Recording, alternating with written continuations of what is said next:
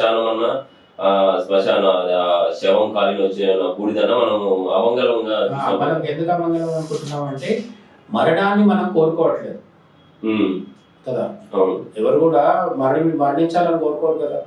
మరణాన్ని కోరుకోని వాడు దాన్ని అమంగళం అనుకుంటాడు. కానీ శివుడికి సంబంధించినంత వరకు శివుడికి జన్మ మరణాలకు మధ్య తేడా తెలియదు, లేదు. ఎందుకంటే ఆయన ద్వంద్వాలకు అతీతమైన వాడు, అద్వైతం అన్నమాట. అందుకే అద్వైతం అని మన ఆదిశంకరాచార్యులు కానీ వేదంలో కానీ అద్వైతం అని చెప్పింది. ఎందుకు అంటే శివతత్వం అంటేనే జన్మ మరణాలకు అతీతమైంది. శివుడికి ఒకరు జన్మిస్తే ఆనందం కలగడం కానీ ఇంకోరు మరణిస్తే దుఃఖం కలగడం కానీ ఏమి ఉండదు.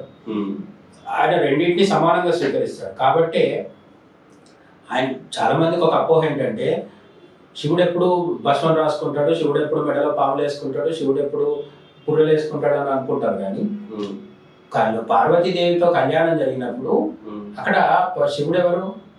పెళ్లి కొడుకు, అంటే వరుడు ఏమో అమ్మవారు పార్వతీదేవి, శివుడు వరుడు. పెళ్లి కొడుకు అక్కడ ఉన్నప్పుడు సకలాభరణాలతో ఉంటాడు.